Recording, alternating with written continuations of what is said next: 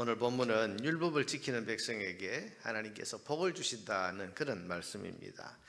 율법을 지키지 않으면 어제 우리가 아멘 맹세에서 본 것처럼 저주를 받지만 율법을 잘 지키고 순종하면 복을 받는다. 여러분, 이것이 굉장히 당연하게 들리지 않습니까? 율법을 지키지 않으면 저주를 받고 지키면 복을 받는다. 굉장히 당연하게 들립니다만은, 그러나 가만히 생각해 보면 하나님의 다스림을 받는 백성이 하나님의 율법을 잘 지키고 순종한다는 것, 여러분, 이것은 당연한 일이지 상받을 일은 아닌 것 같습니다.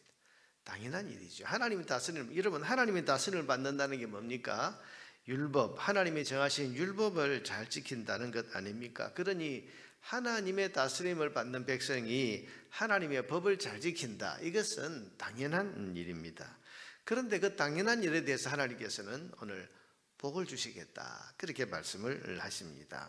1절부터 7절까지만 보면 여호와께서 너를 세계 모든 민족 위에 뛰어나게 하실 것이라. 네가 네 하나님 여호와의 말씀을 청종하면 이 모든 복이 네게 임하며 네게 이르리니 곧 성읍에서도 복을 받고 들에서도 복을 받고 내 몸의 자녀와 토지 소산과 짐승의 새끼와 소와 양의 새끼가 복을 받고 내 광주리와 떡반죽 그릇이 복을 받았고 네가 들어가도 복을 받고 나가도 복을 받을 것이니라. 여호와께서 너를 대적하기 위해 일어난 적군을 네 앞에서 패하게 하시리니 그들이 한 길로 너를 치러 왔으나 네 앞에서 7길로 도망하리라. 여러분, 하나님께서 이런 복을 주시겠다. 이런 복을 왜 하나님께서, 하나님 백성이 하나님의 율법을 지키는 것은 당연한데도 복을 주시겠다는 이 말씀을 왜 하시는 것일까? 첫째는 하나님께서 기뻐하신다는 것을 백성들에게 알려주시기 위해서입니다. 이런 백성이 하나님이 정해놓으신 그 율법을 소중히 여기고 힘써 지키며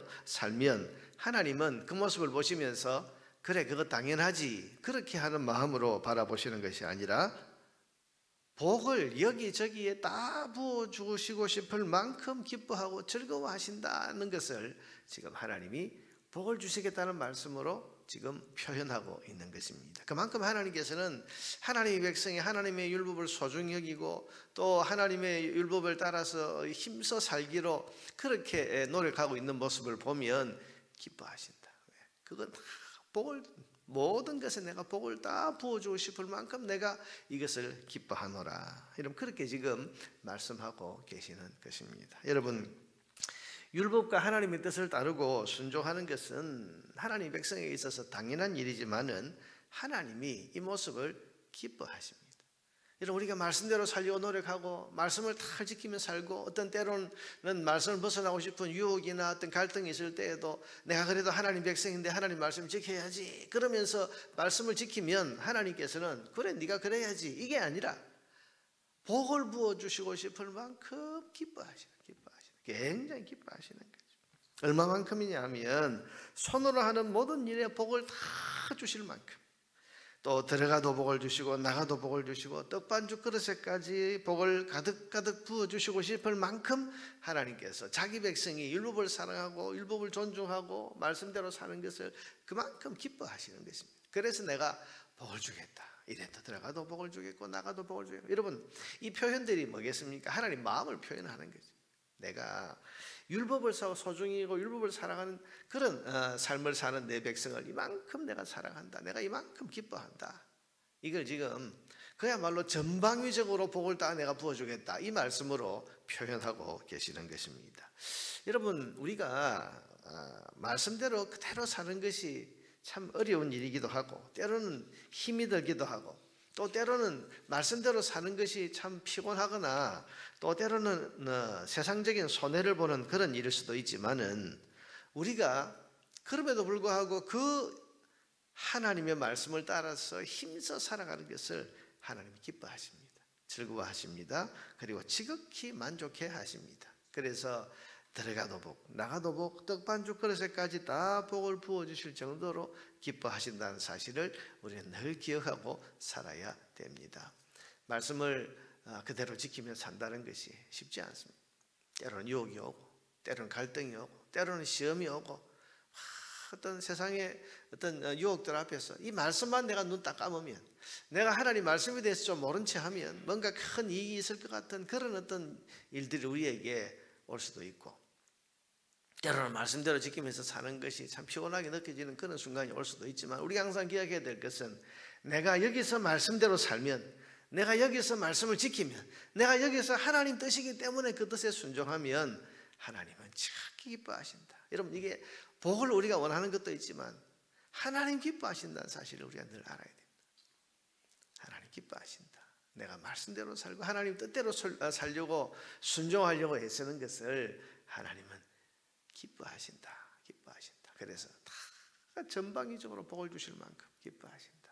우리가 이 사실을 기억하고, 여러분, 말씀대로 사는 것을 절대로 포기하지 말아야 하고, 말씀대로 살아가는 것을 기쁨으로 여기고 하나님께 기쁨이 된다. 그 사실을 우리가 기억하고 말씀대로 오늘도 살아갈 수 있게 되기를 바랍니다. 둘째로, 하나님 백성이 율법대로 사는 것이 당연한 일이지만은 하나님께서 복을 주시는 이유는, 여러분, 율법 자체가 곧 복이기 때문입니다. 율법 자체가 복이다. 그게 무슨 말인가? 여러분, 율법대로 살면 사람이 잘 됩니다. 율법이 뭡니까? 하나님의 기준이고 하나님의 원칙입니다. 인생이 어떻게 사느냐, 어떻게 사는 것이 우리 인생을 가장 잘 사는 길이냐, 하나님께서 우리에게 가르쳐 주신 것이 율법입니다. 그러니 이 율법대로, 여러분, 우리가 소위 매뉴얼이라는 것이 있죠. 어떤 기계를 사용할 때 매뉴얼이라는 것이 있습니다. 그래서 이 기계는 한두 시간 정도 사용하면 1시간 정도는 쉬어야 줘야 됩니다. 단지. 혹은 또 이 기계는 쓸 때 요런 원칙을 따라서 이렇게 써야지, 이 순서를 어기면 이 기계가 무리가 갑니다. 고장이 납니다. 이런 매뉴얼이라는 것이 있지 않습니까? 우리 인생의 매뉴얼이 뭡니까? 하나님의 율법입니다. 그래서 우리가 하나님의 율법대로 살면, 말씀대로 살면 우리 인생에게 이것 자체가 유익하고 복이 되고 선이 된다. 그래서 여러분, 율법 자체가 곧 복이 있는 길이고 또 복의 길이라는 사실을 오늘 본문은 우리에게 보여줍니다. 율법대로 살면 복이 있다. 하나님께서 이대로 살면 내가 따로 복을 부어주겠다, 이런 것도 있지만, 율법대로 살면 그것 자체가 우리 삶에 복이 되고 행복이 되고, 또 이것이 우리 삶을 그야말로 선하게 이끌어가는 그런 길이 되는 것입니다. 2절에서 6절까지 다시 보면요, 내가 내 하나님 여호와의 말씀을 청종하면 이 모든 복이 네게 임하며 네게 이르리니. 말씀대로 살면 그게 우리 인생의 복이 되는 거예요. 그것 자체가 성읍에서도 복을 받고 들에서도 복을 받을 것이며, 내 몸의 자녀와 내 토지의 소산과 짐승의 새끼와 소와 양의 새끼가 복을 받을 것이며. 여러분, 하나님의 율법대로 살면, 말씀대로 살면 이게 저절로란 말이 표현이 그렇습니다만, 그렇게 살면 이게 복이 되는 거예요. 잘 될 수밖에 없는. 여러분, 생각해 보세요.